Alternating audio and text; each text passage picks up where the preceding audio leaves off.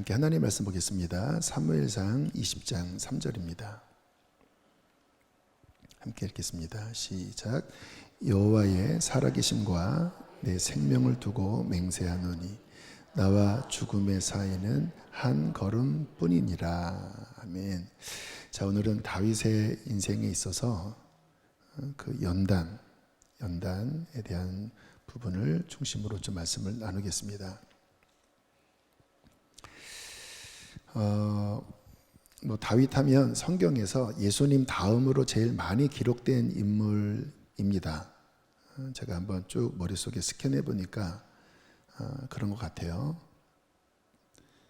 다윗만큼 많이 기록된 인물이 욥기가 42장이지만 다윗은 사무엘상 중반부터 끝까지 사무엘하 전체, 또 역대상, 그리고 시편의 다수의 기록, 그러면 아마 50장, 60장 이상 될 거예요.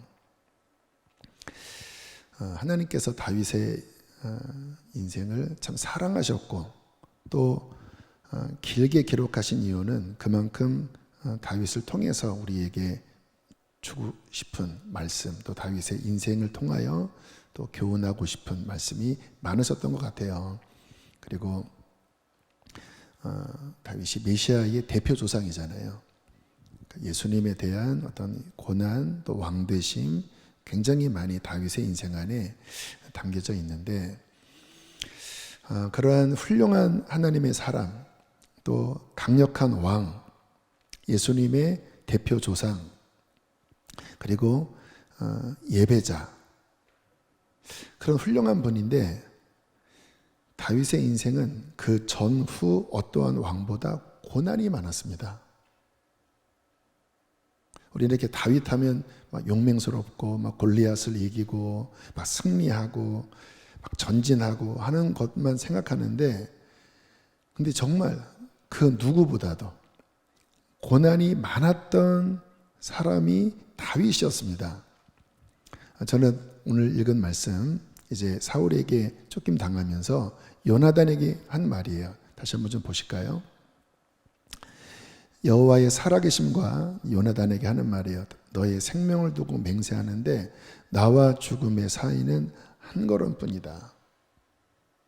이때가 20대 초반의 나이였던 것으로 추정이 되는데, 나와 죽음 사이는 한 걸음뿐이다. 언제 죽을지 모른다. 내 목숨은 풍전등화와 같다. 참 저는 다윗의 이런 고백들을 보면 가슴이 먹먹하고, 또 어느 때는 가슴이 찡하면서 눈물을 흘릴 때도 많이 있습니다. 우리 성도들이 생각하는 이 패턴 중에 하나가 뭐냐면, 하나님의 사랑받는 사람에게는 고난이 별로 없을 것 같은, 축복받은 왕이니까 그의 인생에는 문제가 없을 것 같은 그러한 어떠한 잘못된 선입견이 많은데, 그렇지 않다라는 것을 우리는 기억해야 합니다. 하나님의 사람에게, 특별히 하나님의 택한, 하나님의 복받은 사람에게 고난은 제가 보기에는 필수 코스인 것 같아요. 오히려 사울왕 고난이 별로 없었습니다.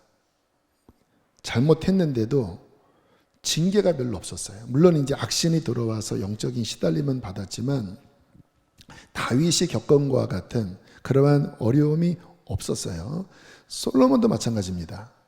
이미 아버지가 탄탄대로를 닦아 놓았기 때문에 진짜 왕이 되자마자 그냥 아버지의 영적, 육적 유업을 이어받아서 그냥 엄청난 업적을 이루죠. 고난이 없었습니다. 근데 결국 안 좋게 끝납니다. 사울도 그렇고 솔로몬도 그렇고. 그래서 우리가 역설적으로 믿는 우리에게 고난은 더 안전한 보호막이 된다라는 것. 영적으로, 인간적으로야 좀 전에 다윗의 고백처럼 언제 죽을지 모르고 힘들지만, 영적인 측면에서 보면 고난이 축복보다 더 안전합니다. 왜냐하면 마음을 겸손하게 만들고 또 하나님만 의지하게 만들기 때문에 고난을 당할 때 믿음 안에 있다고 하면 오히려 그것이 더 은혜고 축복이라는 것 우리가 알고 있습니다. 자, 그러면서 오늘 이 다윗의 고난을 통해서 또 하나님이 어떻게 섭리하시는지 또 동일하게 지금 각자 이런저런 일들을 겪고 있는 여러분의 삶의 고난의 의미를 한번 살펴보는 시간 가졌으면 좋겠습니다. 자, 사무엘상 16장 7절에 보면 처음 다윗의 머리에 기름을 부을 때 이런 말씀을 하시죠. 함께 읽겠습니다. 시작.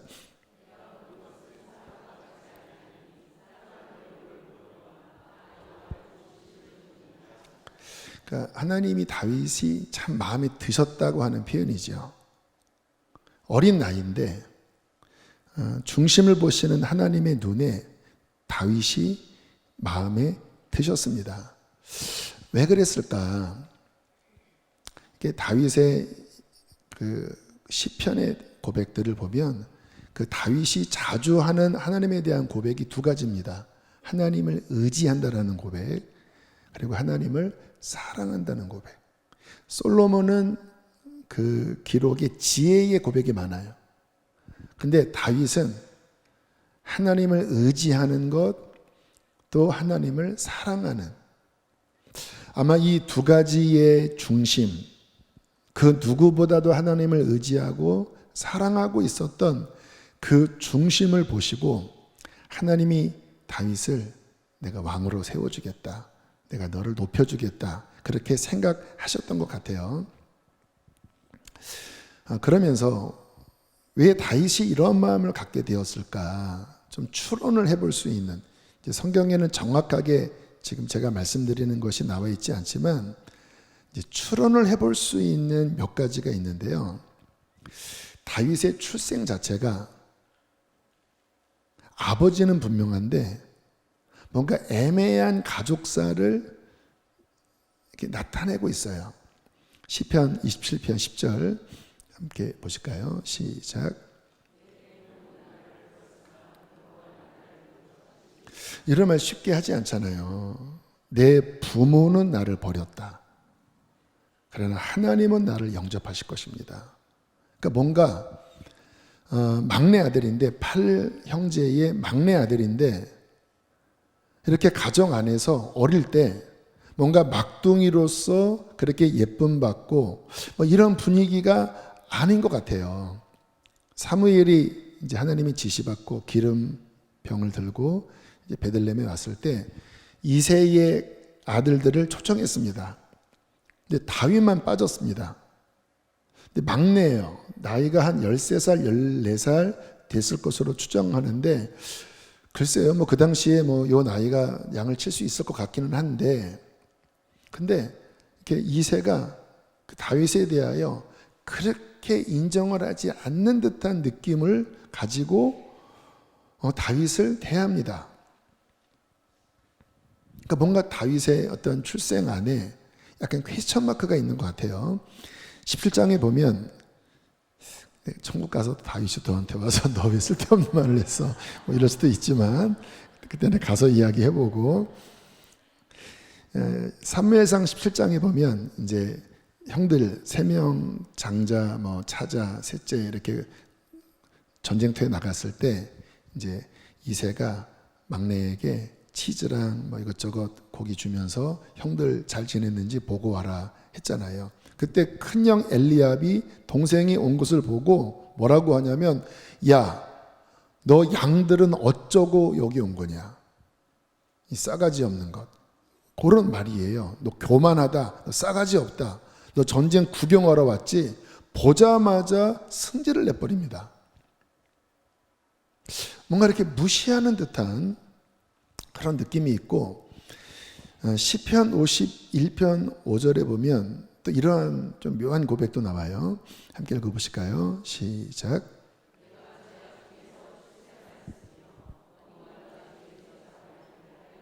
물론 이제 전통적으로 원죄론, 우리는 태어날 때부터 죄인이다 라고 볼 수 있지만 이상하게 어머니에 대한 기록이 없어요. 아버지 이세에 대한 기록은 분명한데 그 정도 길게 나왔다고 하면 어머니의 이름이나 또는 어머니의 어떠한 부분이 나와야 되는데 한마디도 안 나옵니다. 이름도 안 나오고 그 유명한 다윗의 어머니의 이름이 안 나오고 어머니의 흔적이 하나도 없어요. 그리고 뭐 부모가 나를 버렸다고 하는 고백도 나오고 어머니가 죄 중에서 나를 잉태했다고 하는 그런 기록도 나오고 어릴 때 묘하게 좀 이렇게 소외당하는 것 같기도 하고 다 추론입니다. 이거를 이제 요즘 말로 뇌피셜이라고 합니다. 근데 어쨌든 성경을 이렇게 읽다 보면 이제 그래서 다독이 중요한 게 이제 이러한 부분들이 잘 이렇게 뭔가 이렇게 캐치가 돼요. 또 그런 것들을 묵상을 할 수 있는데 그래서 그랬는지 다윗은 뭔가 마음이 외롭고 또 힘들고 그리고 인간적으로 뭔가 의지할 대상이 없는 그러한 유년 시절을 보내면서 그 외로운 마음, 힘든 마음을 하나님을 의지하는 마음으로 승화시킨 것 같아요. 여러분 사람이 힘들 때 둘 중에 하나거든요. 그것 때문에 오히려 탈선하든지 오히려 하나님을 향한 믿음이 있다면 그 믿음으로써 오히려 하나님을 더 가깝게 만들거든요. 근데 다윗은 그 외로움, 어떤 소외됨, 또 뭔가의 이러한 부모가 나를 버렸다고 하는 그런 고백 속에 하나님을 바라보고 더 하나님을 의지하는 믿음을 더 강화시켰다. 그래서 이 다윗의 고백에 그 하나님을 의지하되 정말 나의 전부입니다라는 고백이 참 많은데요. 시편 18편 2절 함께 보겠습니다. 시작.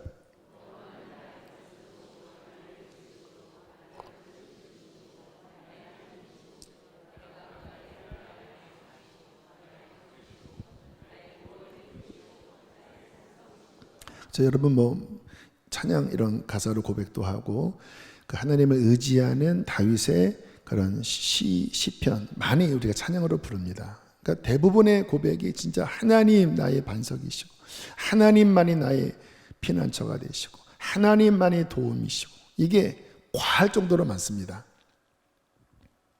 그러니까 그런 마음들을 하나님께 쏟아내면서 오히려 하나님과 더 가까워졌고 또 주님이 은혜를 주셨겠죠. 그러니까 또 다윗이 어떤 마음을 가졌겠습니까? 하나님을 향한 사랑의 마음이 커졌던 것 같아요. 야, 진짜 하나님은 나를 버리지 않는구나. 하나님은 나와 함께 하시는구나.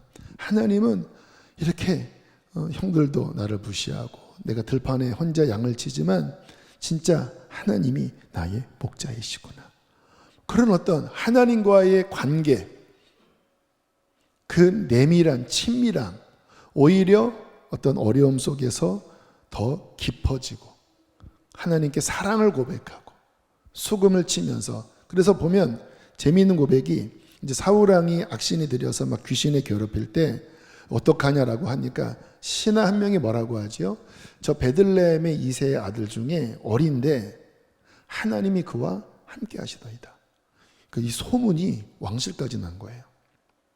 그러니까 주님의 임재가 들판에서 수금을 치며 찬양을 할 때 지나가다가 은혜가 되는 거예요. 저게 뭐지? 하면 다윗이 그 들판에서 수금을 치면서 그 어린아이가 찬양을 부르고 있는데 그러면 사람들이 그 주변에 앉아서 그 소리를 듣고 야, 주님의 임재가 있네. 하나님이 함께 하시네. 그러니까 하나님이 너무 기특한 거예요. 어린아이가 그 좀 쉽지 않은 환경 속에서 오히려 다른 애 같으면 막 원망하고 불평할 텐데 오히려 하나님을 향한 믿음으로 승화시키면서 그 하나님께 간절하게 나아가고 주님이 은혜를 주시니까 너무 감사하고 사랑해서 막 하나님을 찬양하면서 그 마음을 하나님께 막 드리는 그러니까 이스라엘의 그 누구도 관심을 갖지 않지만 하나님의 눈에 그냥 다윗만 보면 너무 기쁘신 거예요. 하나님은 아빠시거든요. 그래서 우리 하나님은 그러한 마음을 갖고 있는 사람을 보시면 그냥 못 지나가십니다. 막 가슴이 막 뜨거우시고 막 너무 기쁘시고 그냥 그와 함께 하시고, 그렇게 10대를 보내면서 사울이 기울어졌을 때 얘가 이스라엘의 왕, 이스라엘 왕 정도가 아니라 이제 메시아를 보낼 그 메시아의 대표 조상으로, 막 하나님의 그 모든 축복이, 하나님의 관심이 그 어린 다윗, 하나님만을 의지하고 하나님을 사랑하는 그 다윗에게 부어졌다라는 것이죠. 여러분 기억하시길 바랍니다. 저도 하나님을 조금 섬기면서, 또는 하나님을 섬기는 사람들을 보면서 하나님을 향하여 믿음을 가지고 또 진짜 어려운 환경 가운데서 그 하나님께 신실한 어떠한 삶, 어떠한 중심, 이것을 가진 자를 하나님은 결코 외면하지 않습니다. 그때는 아닐지라도 반드시 그 자손에게든 또 다른 쪽으로 하나님은 반드시 갚아주시는 분이십니다. 그래서 하나님을 섬기는 것은 진짜 손해가 없어요. 그거를 바라고 하는 건 아니지만 진짜 믿음을 보일 때, 진짜 믿음, 입으로 하는 거 말고요, 진짜 믿음, 어떠한 어려운 환경 가운데서 하나님을 믿는 그 믿음 때문에 그 믿음의 삶을 살아갈 때, 그 믿음의 고백을 보일 때 하나님은 그것을 들으시고 주님께서는 반드시 그 믿음의 상으로 응답하실 것입니다. 그래서 우리는 믿음을 가지고 살아야 돼요. 결국 이제 하나님이 일찍 다윗을 한 17살쯤에 이제 역사의 무대에 들어 올리셔서 진짜 이락 스타가 됐죠. 골리앗을 물리치고, 그리고 사울 왕의 사위가 되고, 그리고 뭐 전쟁에 나가기만 하면 막 백전백승하고, 그리고 참 놀라운 거는 이게 참 그림이 대단하죠. 사울의 왕을 이어받을 요나단, 그 요나단의 사랑을 받아요. 그러니까 왕의 사위, 그 다음 왕의 총애, 야, 이거는 뭐 이제 승승장구, 꽃길만 남았을 것이라고 생각을 할 수 있는데 곧장 시련이 시작이 됩니다. 여러분, 우리가 그 신앙생활을 할 때 제일 주의하셔야 될 게 뭐냐면 인간적인 선입견입니다. 또는 인간적인 선입관. 뭐는 어떻게 될 거야. 제가 좀 전에 하나님은 갚으신다고 그랬잖아요. 물론 믿는데 그게 우리의 시나리오대로 흐르지 않아요. 뭐 우리들 교회 그 어머님, 그 목사님, 김양재 목사님의 어머님이 아무튼 어려움 가운데 되게 그냥 무식하게 하나님 섬기는 분이셨는데 새벽기도 가시다가 교통사고로 돌아가셨습니다. 또 우리 분당 우리 교회 그 목사님 이찬수 목사님 아버님도 개척교회 40일 금식하시다가 돌아가시고, 그리고 뭐 가정이 뭐 정말 어렵게 됐죠. 김영재 목사님도 시집가셔서 가정안이 어렵고, 이찬수 목사님 가정도 미국으로 이민해서 그 자녀들이 아버지가 목회하시다가 갑자기 금식하시다가 돌아가시고 그냥 그 어렵게 되고, 그러니까 하나님이 복을 주시고 그 후손에 놀라운 복을 주셨지만, 그런데 우리는 이렇게 얄팍하게 이렇게 했으니까 이렇게 될 거야. 근데 정말 하나님이 그 사람을 택하시고 쓰신다고 하면 우리 시나리오대로 흐르지가 않아요.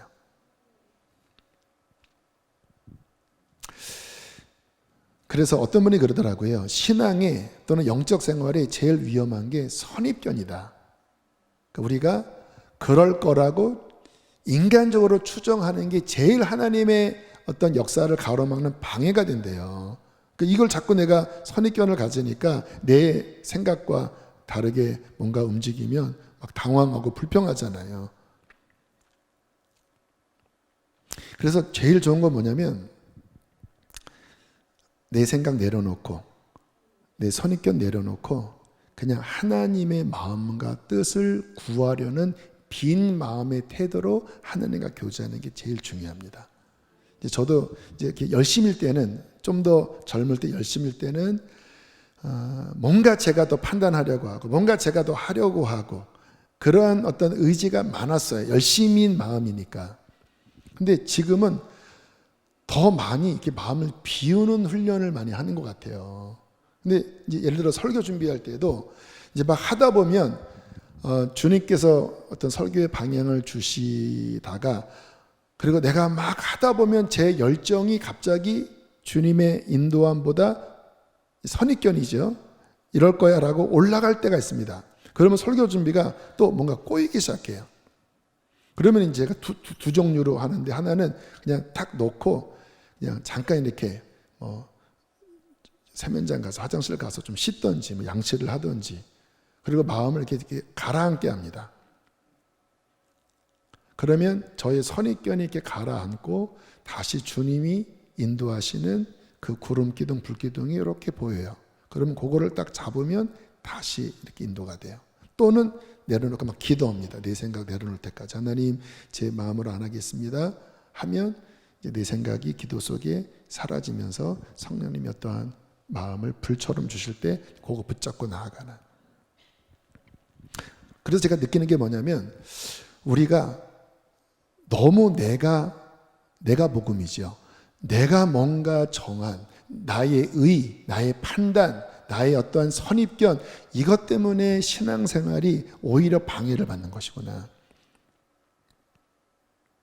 그래서 마음을 잘 내려놓고 주님이 이제 인내해라 하면은 이제 그 시간에 인내해야 되는 거죠. 빨리 풀리지 않는 거죠. 이제 하나님께서 다윗이 원하는 거는 다르게 이제 뭐 혹독한 이제 시련으로 다윗의 인생을 이제 끌어가셨는데, 우리가 알아야 될 게 뭐냐면요, 그 성경에 하나님은 모든 것을 때에 맞게 인도하신다고 그러잖아요. 그래서 심을 때가 있고 거둘 때가 있다.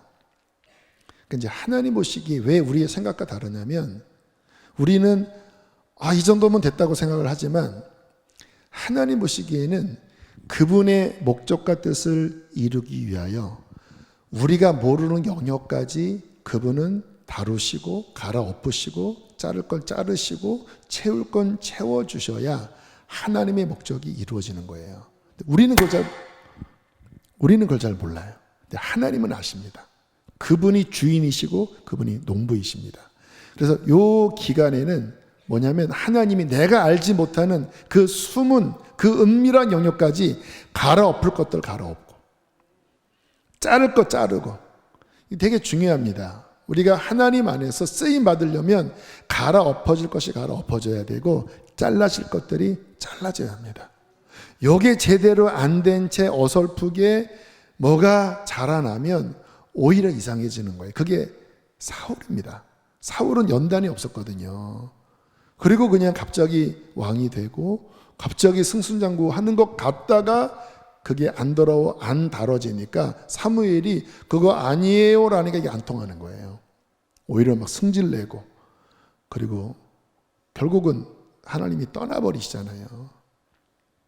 갈아엎어질 것이 안 갈아엎어지고 잘라져야 될 것이 잘라지지 않음으로 인하여 오히려 아름다운 열매를 맺어야 될 그 나무가 오히려 망가지는 경우가 성경에 있는 거예요.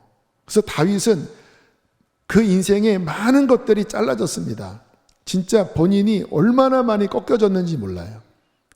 진짜 자기 자아가 부서지고 또 부서지고, 그 속에서 정말 다윗은 하나님만을 의지하고 하나님 앞에 굴복할 줄 아는 그러한 그릇이 되었고, 하나님은 그 그릇 위에 아름다운 축복을 부어 주신 것입니다. 그래서 하나님, 다 하나님의 사랑하는 사람이라고 하면 반드시 주님은 우리의 삶을 통하여 열매를 맺으실 것입니다. 근데 열매를 맺기 전에 또는 그 과정 중에 손질을 하실 때, 그게 이제 연단이죠. 뭐 다윗처럼 이렇게 막 혹독한 것은 아닐지라도 뭔가 하나님이 선지를 하실 때, 뭔가 가지를 자르려고 하실 때, 뭔가 밑에 땅을 더 팔려고 하실 때, 그때 이제 주님이 그런 환경을 통하여 막 시련의 바람을 부실 텐데, 그때 그것을 잘 통과할 줄 알게 되기를 축복합니다. 자, 그런데 이제 다윗을 훈련시키는 도구가 또 사울이었지요. 사울이 끝까지 쓰임을 받았습니다. 악의 도구로. 자, 잠언 16장 4절 함께 보겠습니다. 시작.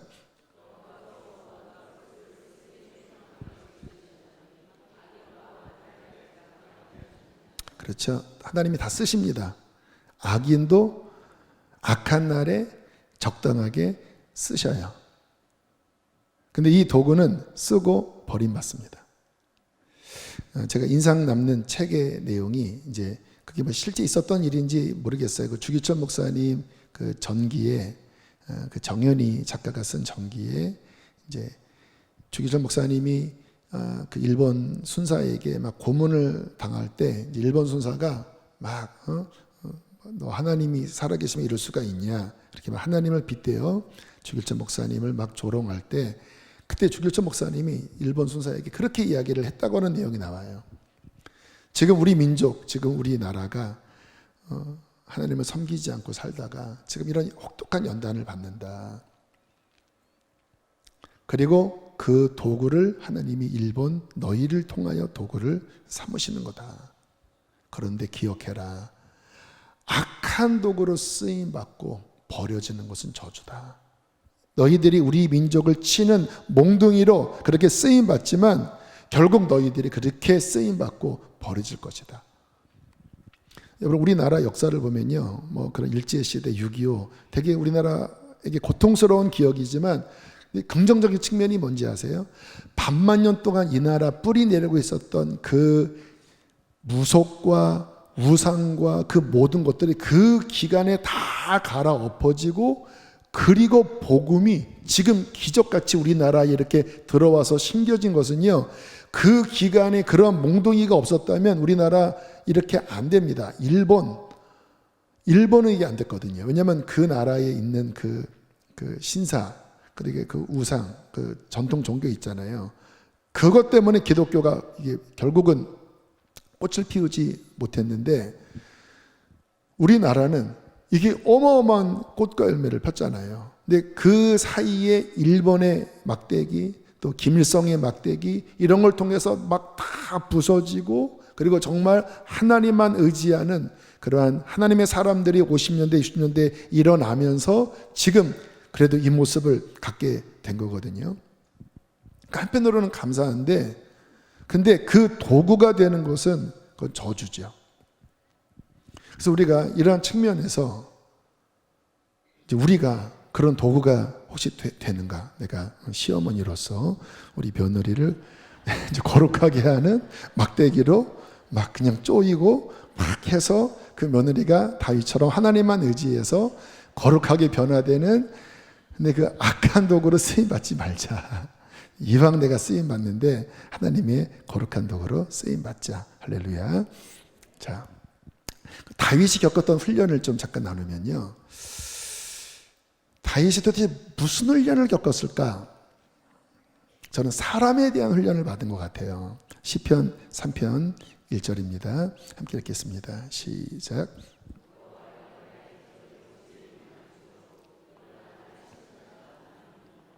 (55편) 12절 13절 시작.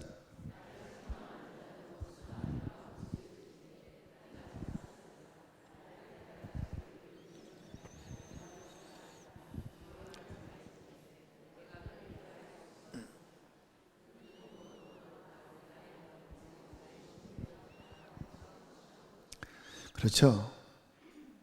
나를 지금 공격하는 자가 저 이웃나라 블레셋이 아니라 가까이 있었던 사람, 동료 또는 친구였던 사람이 나를 공격했다라는 거예요. 시편 3편 1절은 이게 압살롬에게 쫓김을 당할 때 쓴 시입니다. 여러분 아시잖아요. 순식간에 충신들이 등을 돌리고 그리고 그냥 정처 없이 막 도망 다니는 나의 대적이 어찌 그리 많은지요. 일어나 나를 치는 자가 많으니이다. 물론 아까 요나단 이야기도 했는데요. 좋은 사람이 실은 더 많았습니다. 좋은 충신도 많았고 또 사무엘도 또 정말 다윗의 큰 은인이고 그러나 그럼에도 불구하고 다윗이 어릴 때부터 겪은 것은 뭐냐면 따라합시다. 사람은 의지할 대상이 아니다. 좋지만 언제나 좋을 수는 없는 거예요. 내 배에서 난 자식도 나를 죽이려고 달려드는데요. 장인 어른도 나를 죽이려고 달려드는데요. 그렇게 믿었던 신하 갑자기 막 돌변해서 막 길길이 날뛰는데요. 그래서 시편 62편 1절 2절 다시 한번 고백합니다. 나의 영혼이 잠잠히 하나님만 바라며 나의 구원이 그에게서 나오는도다. 오직 그만이 나의 반석이시요 나의 구원이시요 나의 요새이시니 내가 크게 흔들리지 아니하리로다. 할렐루야. 하나님만이 나의 도움이시고 반석이시기 때문에 하나님을 의지하는 마음이 클수록 덜 흔들립니다.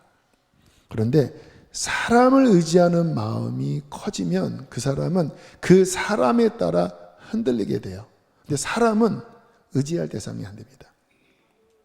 제가 2001년 이제 시골 교회에 있다가 이제 안성으로 개척하러 나왔을 때 70평 건물을 이제 하나님의 은혜로 얻고 그다음에 거기를 이제 내부 공사, 인테리어 공사를 이제 해야 되는 상황에 그 당시에 한 1,500, 1,700 정도 들었는데 제가 이제 아는 지인들에게 이제 알렸습니다. 어쨌든 돈이 없으니까 기대를 했어요.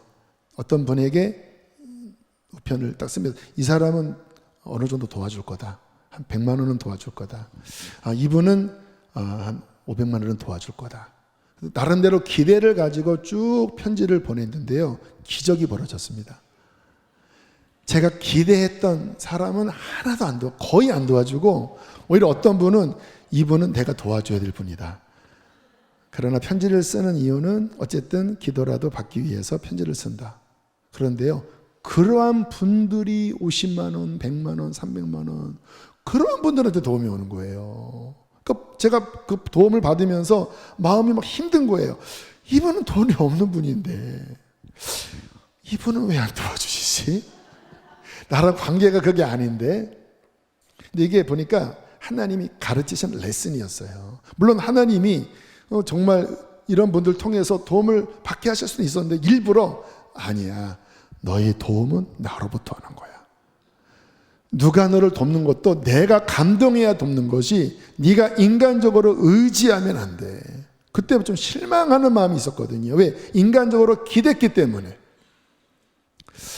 그래서 우리 구약의 가장 많은 권면 중에 하나가 하나님만을 의지하라는 권면입니다. 사람 의지하지 말고 하나님만 의지하라. 그러면 하나님은 하늘에서 뚝 떨어뜨리시냐? 아니요. 사람 통해 행하십니다. 그래서 관계도 잘 맺어야 하고 사람이 중요해요. 그러나 하나님이 그 사람을 감동해서 도와주셔야 그게 진짜지. 하나님 의지하는 그 자리에 내가 인간을 두면요 반드시 흔들리고 반드시 시험에 빠집니다. 하나님만을 의지하는 훈련. 사람은 뭐 품어주고 사랑할 대상은 돼도 의지할 대상은 아니다. 그게 다윗이 아마 어릴 때부터 평생 했던 훈련 같아요. 두 번째는 기다림의 훈련. 시편 105편 19절. 이것은 물론 이제 다윗의 상황은 아니에요. 요셉에 관한 상황이지만 말씀이 연결되기 때문에 함께 읽겠습니다. 시작.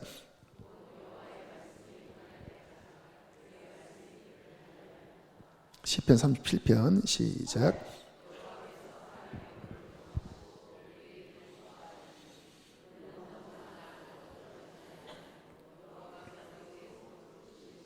자, 잠깐 보세요. 자, 언제까지 단련받냐? 여호와의 말씀이 응할 때까지. 그게 뭐예요? 하나님의 정한 훈련의 시간이 있다라는 거예요. 그리고 시편도 보면 37편도 보면 하나님이 사람의 걸음을 어떻게 하셨다고요?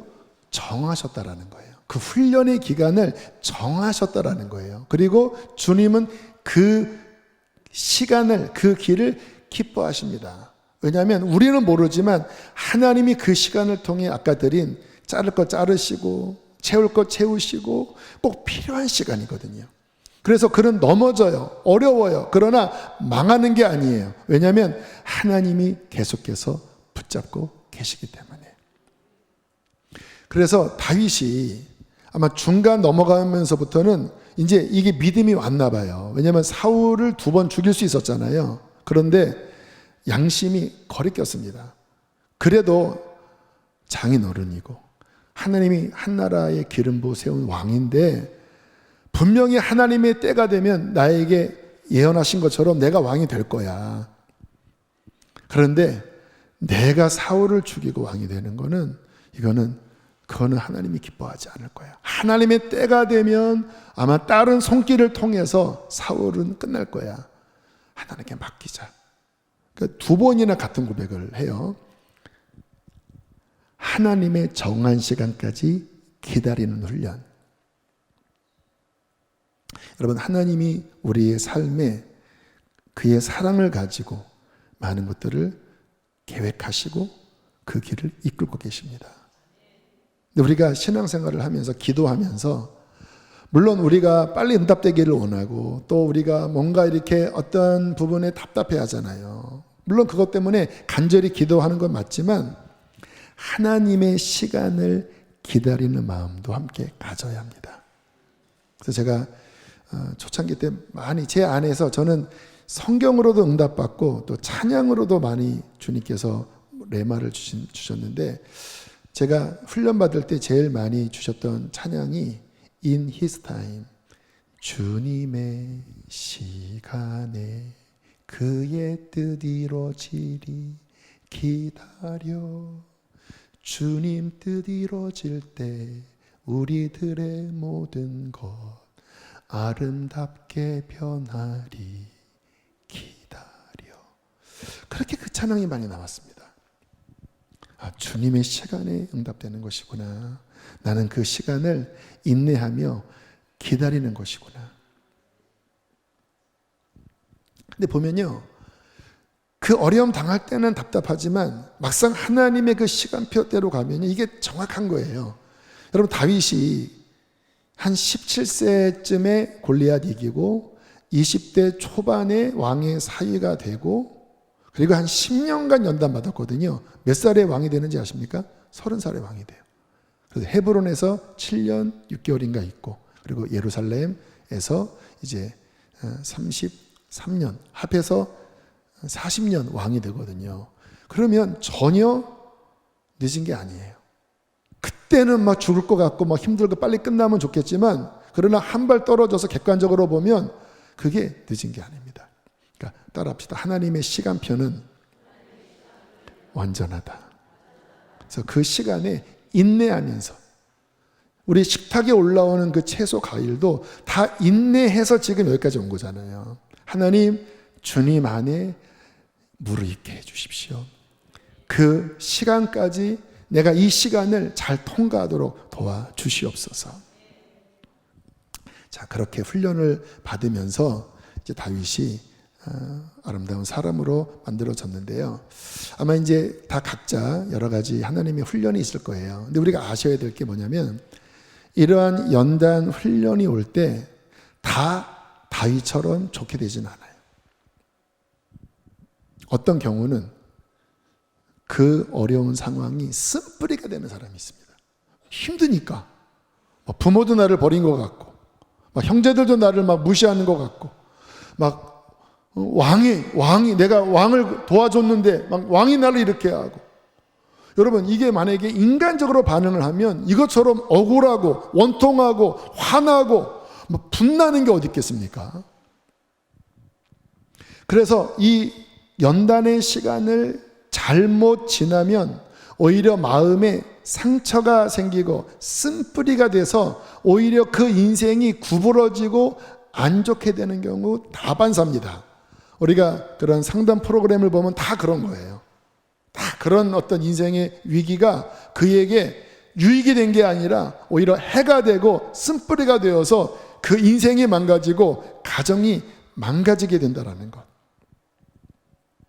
근데 동시에 다윗처럼 그 시간을 잘 승화시키면 오히려 하나님과 더 가까워지고 오히려 복이 되는 경우가 된다는 거예요. 이 두 길이 있습니다. 이 연단의 시간을 지날 때 쓴뿌리가 될 것인가 아니면 아름다운 열매로 나갈 것인가. 다윗은 솔직히 생각해보면 얼마나 힘들었겠습니까? 얼마나 억울했겠습니까? 얼마나 죽을 것 같았겠습니까? 근데 어떻게 다윗은 그것이 쓴뿌리가 안 되고 아름다운 열매가 되었을까? 다윗의 고백에 많이 담겨져 있습니다. 제가 설교할 때 이 고백을 많이 하는데요. 자, 시편 62편 8절 함께 읽겠습니다. 시작.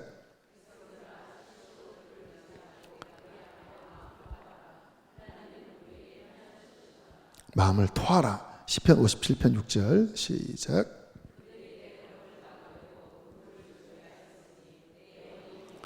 막 지금 마음이 막 억울해서 막 너무 괴로워요. 근데 하나님께 지금 막 토하고 있습니다. 억울하도다. 시편 142편 1절 2절입니다. 시작.